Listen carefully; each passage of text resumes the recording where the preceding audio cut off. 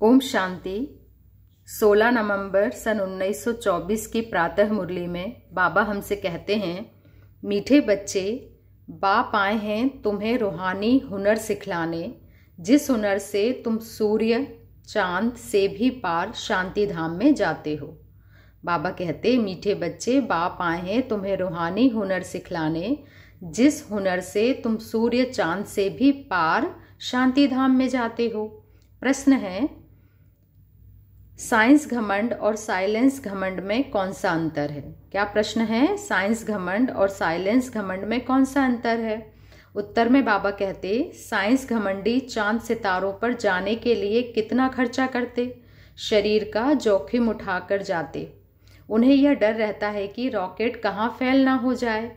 तुम बच्चे साइलेंस घमंड वाले बिगर कौड़ी खर्चा सूर्य चांद से भी पार मूल वतन में जाते हो। क्या कहा बाबा ने? बच्चे, तुम बच्चे साइलेंस घमंड वाले। हम कौन से घमंड वाले हैं? हमारी साइलेंस की शक्ति का हम बच्चों को घमंड है। बाबा कहते तो तुम साइलेंस घमंड वाले बिगर कौड़ी खर्चा सूर्य चांद से भी पार मूल वतन में चले जाते हो।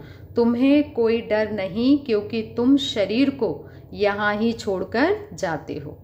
हम शरीर भान से परे होकर आत्मिक स्थिति में स्थित होकर परम धाम की यात्रा करके आते हैं। तो बाबा कहते हैं, तुम्हें कोई डर नहीं, क्योंकि तुम शरीर को यहाँ ही छोड़कर जाते हो। ओम शांति। रूहानी बाप बैठ रूहानी बच्चों को समझाते हैं। रूहानी बाप बैठे हैं अपनी संपूर्ण स्थिति के आसन में, और फिर बैठकर हम बच्चों को समझाते हैं। कहते हैं, बच्चे सुनते तो रहते हैं कि साइंसदान चांद पर जाने का प्रयत्न करते रहते हैं, लेकिन वे लोग तो सिर्फ चांद तक जाने की कोशिश करते हैं। कितना खर्चा करते हैं, बहुत डर रहता है ऊपर जाने का। अब तुम बच्चे, बाबा कहते हैं, अब तुम बच्चे अपने ऊपर विचार करो। तुम कहाँ के रहने वाले हो? वह तो चंद्रमा की तरफ जाते, तुम तो सूर्य चांद से भी पार जाते हो, एकदम मूल वतन में। वो लोग तो ऊपर जाते हैं तो उनको बहुत पैसे मिलते हैं, ऊपर में चक्र लगाकर आते तो उन्हों को लाखों सौगातें मिलती हैं। शरीर का जोखिम यानी रिस्क उठाकर ऊपर जाते, वह है साइंस घमंड। तुम्हारे पास है साइलेंस का घमंड। तुम बच्चे जानते हो, हम आत्मा अपने शांति धाम ब्रह्मांड में जाते हैं। आत्मा ही सब कुछ करती है, आत्मा ही सब कुछ करती है। उन्हों की भी आत्मा शरीर के साथ ऊपर में जाती है। बड़ा खौफनाक है, डरते भी हैं, ऊपर से गिरे तो जान खत्म हो जाएगी। वह सब है जिस्मानी हुनर। दुनिया में जो कुछ चल रहा है ना, बाबा कहते हैं वो सब क्या है? जिस्मानी हुनर है। और हम बच्चों का कौन सा है? तो बाबा कहते हैं रूहानी हुनर है। तुमको बाप रूहानी हुनर अर्थात कला सिखलाते हैं। इस हुनर सीखने से तुमको कितनी बड़ी प्राइज मिलती है। कौन सी प्राइज मिलती है? तो बाबा कहते हैं 21 जन्मों की प्राइज मिलती है, नंबरवार पुरुषार्थ अनुसार 21 जन्मों की प्राइज मिलती है। लेकिन कैसे? बाबा कहते हैं नंबरवार पुरुषार्थ अनुसार। आजकल गवर्नमेंट लॉटरी भी निकलती रहती है। आजकल गवर्नमेंट लॉटरी भी निकालती है ना। बाबा कहते हैं यह बाप तुमको प्राइज देते हैं और क्या सिखलाते हैं? तुमको बिल्कुल ऊपर ले जाते हैं, जहाँ तुम्हारा घर है। हमारा घर क्या है? शांति धाम, परम धाम हमारा घर है। अभी तुमको याद आता है ना कि हमारा घर कहाँ है, और राजधानी जो गवाई है वह कहाँ है? रावण ने छीन लिया है। अब फिर से हम अपने असली घर भी जाते हैं और राजाई भी पाते हैं।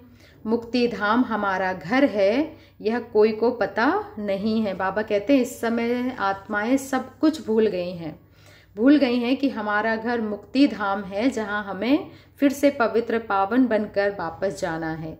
अब तुम बच्चों को सिखलाने के लिए देखो बाप कहाँ से आते हैं, कितना दूर से आते हैं, परम धाम से आते हैं। आत्मा भी रॉकेट है, वह कोशिश करते हैं ऊपर जाकर देखें चंद्रमा में क्या है, स्टार में क्या है। तुम बच्चे जानते हो यह तो इस मांडवे की बत्तियां हैं। बाबा कहते हैं आकाश जो तत्व है वो मांडवा है। जैसे मांडवे में बिजलियां लगाते हैं, म्यूजियम में भी तुम बत्तियों की लड़ियां लगाते हो ना। यह फिर है बेहद की दुनिया।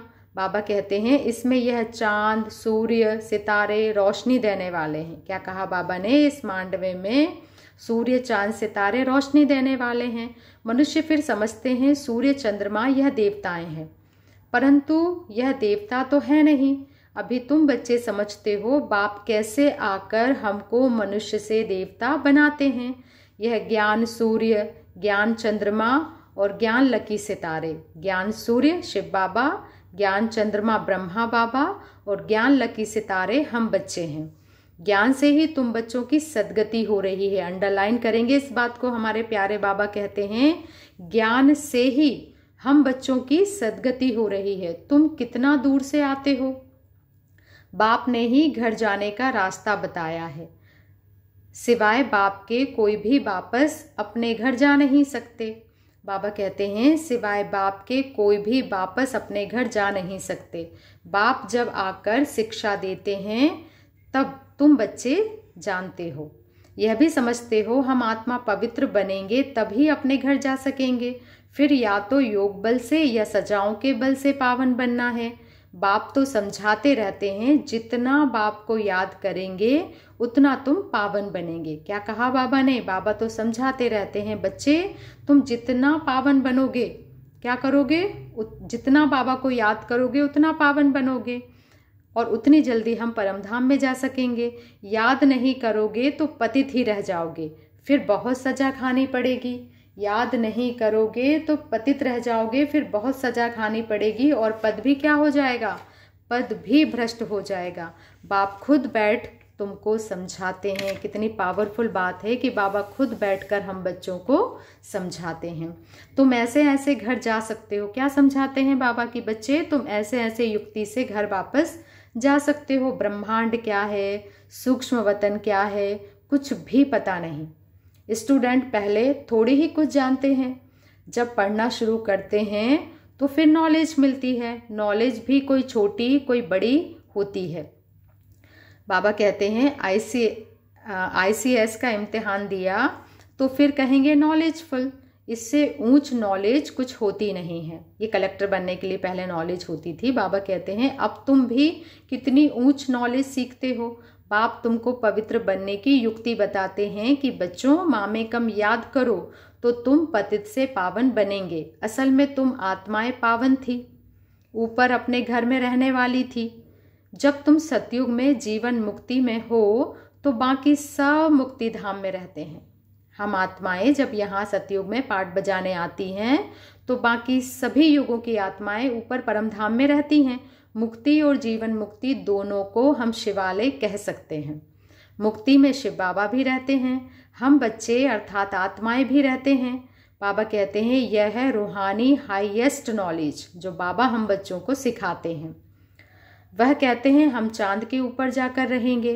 कितना माथा मारते हैं, बहादुरी दिखाते हैं। इतने मल्टी मिलेनियर बाबा कहते हैं ऊपर जाते हैं, लेकिन उन्हों की आश पूर्ण नहीं होती है और तुम्हारी आश पूरी हो जाती है। उनका है झूठा जिस्मानी घमंड, तुम्हारा है रूहानी घमंड। वह माया की बहादुरी कितनी दिखाते हैं। मनुष्य कितनी तालियां बजाते हैं, बधाइयां देते हैं, मिलता भी बहुत है। करके 5-10 करोड़ मिलेंगे और कितना मिलेगा बताओ जरा। बाबा कहते हैं तुम बच्चों को यह ज्ञान है कि उन्हों को यह जो पैसे मिलते हैं सब खत्म हो जाएंगे, बाकी थोड़े दिन ही समझो। सब खत्म होने में बाबा कहते थोड़े दिन ही समझो। आज क्या है कल क्या होगा। आज तुम नरकवासी हो, कल स्वर्गवासी बन जाएंगे। टाइम कोई जास्ती नहीं लगता है। तो उन्हों की है जिस्मानी ताकत और तुम्हारी है रूहानी ताकत, जो सिर्फ तुम ही जानते हो। वह जिस्मानी ताकत से कहाँ तक जाएंगे, चांद सितारों तक पहुँचेंगे और लड़ाई शुरू हो जाएगी। फिर वह सब खत्म हो जाएंगे। देखो बच्चे, उन्हों का हुनर यहाँ तक ही खत्म हो जाएगा। बाबा कहते हैं दुनियावी लोगों का जो हुनर है वो यहाँ ही पृथ्वी पर ही खत्म हो जाएगा, स्थूल वतन में, और वह है जिस्मानी हाईएस्ट हुनर। तुम्हारा है रूहानी हाईएस्ट हुनर। उनका कैसा है जिस्मानी हुनर, ऊंचे से ऊंचा, और हमारा है रूहानी ऊंचे से ऊंचा हुनर, कला। तुम शांति धाम में जाते हो, उसका नाम ही है स्वीट होम। वो लोग कितने ऊपर जाते हैं और तुम अपना हिसाब करो, तुम कितने माइल्स ऊपर में जाते हो। तुम कौन हो? आत्माएं हो। बाबा कहते हैं बच्चे, बाबा कहते हैं मैं कितने माइल ऊपर में रहता हूँ, गिनती कर सकोगे? उन्हों के पास तो गिनती है, बतलाते हैं इतने माइल्स ऊपर में गए, फिर लौट आते हैं, बड़ी खबरदारी रखते हैं, ऐसे उतरेंगे, यह करेंगे, बहुत आवाज होता है। तुम्हारा क्या आवाज होगा? बाबा पूछ रहे हैं बच्चे, तुम्हारा क्या आवाज होगा? तुम कहाँ जाते हो, फिर कैसे आते हो, कोई पता नहीं है। तुमको क्या प्राइज मिलती है, यह भी तुम बच्चे ही जानो। वंडरफुल है, बाबा की कमाल है, किसी को पता नहीं है। बाबा की कमाल है, किसी को पता नहीं। तुम तो कहेंगे यह नई बात थोड़ी ही है, हर 5000 वर्ष बाद वह अपनी यह प्रैक्टिस करते रहेंगे। तुम इस सृष्टि रूपी ड्रामा के आदि मध्य अंत ड्यूरेशन आदि को अच्छी रीति जानते हो, तो तुमको अंदर फकुर होना चाहिए। बाबा कहते हैं तुम इस सृष्टि रूपी ड्रामा के आदि मध्य अंत सारी अवधि को जानते हो और बहुत अच्छी रीति जानते हो, इसलिए तुमको अंदर में फकुर, नशा खुमारी होना चाहिए। बाबा हमको क्या सिखलाते हैं? बहुत ऊंचा पुरुषार्थ करते हैं, फिर भी करेंगे यह सब बातें और कोई नहीं जानते। बाप है गुप्त, तुमको कितना रोज समझाते हैं, तुमको कितनी नॉलेज देते हैं, उन लोगों का जाना है हद का। तुम बेहद में जाते हो, वह चंद्रमा तक जाते हैं, अब वह तो बड़ी बड़ी बत्तियां हैं। बाबा चांद और सूर्य को बड़ी बड़ी बत्तियां कहते हैं, तो बाबा कहते हैं वह चंद्रमा तक जाते हैं, अब वह तो बड़ी बड़ी बत्तियां हैं और तो कुछ है नहीं। उनको धरती बहुत छोटी देखने में आती है, तो उन्हों की जिस्मानी नॉलेज और तुम्हारी नॉलेज में कितना फर्क है। तुम्हारी आत्मा कितनी छोटी है, परंतु रॉकेट बड़ा तीखा है। आत्मा को बाबा रॉकेट कहते हैं। बाबा कहते हैं आत्मा रूपी रॉकेट कितना बड़ा है, कितना तीखा है। आत्माएं ऊपर में रहती हैं, फिर आती हैं पाठ बजाने, वह भी सुप्रीम आत्मा है, परंतु उनकी पूजा कैसे हो, भक्ति भी जरूर होनी ही है। बाबा ने समझाया है आधा कल्प है ज्ञान दिन, आधा कल्प है भक्ति रात। अभी संगम युग पर तुम ज्ञान लेते हो, सतयुग में तो ज्ञान होता नहीं, इसलिए इसको पुरुषोत्तम संगम युग कहा जाता है। सबको पुरुषोत्तम बनाते हैं।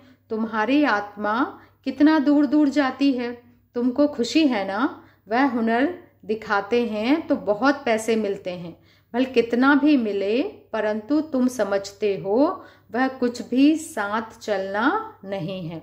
अभी मरे कि मरे, सब खत्म हो जाने वाला है। अभी तुमको कितने वैल्यूबल रतन मिलते हैं। बाबा देखो हमको रोज कितने वैल्यूबल रतन दे रहे हैं, प्रेम, सुख, शांति, आनंद, इनसे बड़ा और कोई रत्न होता नहीं। तो बाबा कहते हैं अभी तुमको कितने वैल्यूबल रतन मिलते हैं, इनकी वैल्यू कोई गिनी नहीं जाती। लाख लाख रुपया एक एक वर्जन्स का है। कितने समय से तुम सुनते ही आते हो, गीता में कितनी वैल्यूबल नॉलेज है। बाबा कहते हैं यह एक ही गीता है जिसको मोस्ट वैल्यूबल कहते हैं, सर्व शास्त्रमयी शिरोमणि श्रीमद् भगवत गीता। वो लोग भल पढ़ते रहते हैं परंतु अर्थ थोड़े ही समझते हैं। गीता पढ़ने से क्या होगा? बाबा कहते हैं, अब बाबा कहते हैं बच्चे मुझे याद करो तो तुम पावन बनेंगे। भल वह गीता पढ़ते हैं परंतु एक का भी बाप से योग नहीं है। अंडरलाइन करेंगे इस बात को। बाबा कहते हैं भल भक्ति में कितनी गीता पढ़ते, परंतु एक का भी बाबा से योग नहीं है। बाप को ही सर्वव्यापी कह देते हैं, पावन भी बन नहीं सकते। अब यह लक्ष्मी नारायण के चित्र तुम्हारे सामने हैं।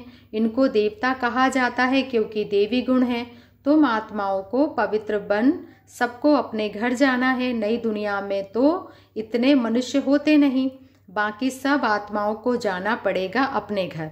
तुमको बाप भी वंडरफुल नॉलेज देते हैं जिससे तुम मनुष्य से देवता बहुत ऊंचे बनते हो। तो ऐसी पढ़ाई पर अटेंशन भी इतना चाहिए। बाबा कहते हैं यह भी समझते हैं जैसा जिसने कल्प पहले अटेंशन दिया है ऐसा देते रहेंगे। कल्प पहले जैसा अटेंशन दिया है वैसा देते रहेंगे। मालूम पड़ता रहता है। बाप सर्विस का समाचार सुनकर खुश भी होते हैं। बाप को कभी चिट्ठी ही नहीं लिखते हैं तो समझते हैं इनका बुद्धि योग कहाँ ठिक कर भीतर तरफ लग गया है। देह अभिमान आया हुआ है, बाप को भूल गए हैं। बाबा कहते देह अभिमान आया और बाप को भूल गए हैं। नहीं तो विचार करो, लव मैरिज होती है तो उनका कितना आपस में प्यार रहता है। हाँ, कोई कोई के ख्याल बदल जाते हैं तो फिर स्त्री को भी मार डालते हैं। यह तुम्हारी है उनके साथ लव मैरिज। बाबा कहते हैं बाबा के साथ हम बच्चों की क्या है, लव मैरिज है। बाप आकर तुमको अपना परिचय देते हैं, तुम आपे ही परिचय नहीं पाते हो, बाप को आना पड़ता है। बाप आएगा तब जबकि दुनिया पुरानी होगी, पुरानी को नई बनाने जरूर संगम पर ही आएंगे। बाप की ड्यूटी है नई दुनिया स्थापन करने की। तुमको स्वर्ग का मालिक बना देते हैं तो ऐसे बाप के साथ कितना लव होना चाहिए। फिर क्यों कहते हैं कि बाबा हम भूल जाते हैं? बाबा कहते हैं तुमको स्वर्ग का मालिक बना देते हैं बाबा, तो ऐसे बाप के साथ तुम्हारा कितना लव, कितना प्यार होना चाहिए। फिर ऐसे बाप को भूल जाते हो। कितना ऊंचे ते ऊंचा बाप है, इनसे ऊंचा कोई होता ही नहीं। मनुष्य मुक्ति के लिए कितना माथा मारते हैं, उपाय करते हैं, कितनी झूठ ठगी चल रही है। महर्षि आदि का कितना नाम है। गवर्नमेंट 10-20 एकड़ जमीन दे देती है। ऐसे नहीं कि गवर्नमेंट कोई इरिलीजियस है।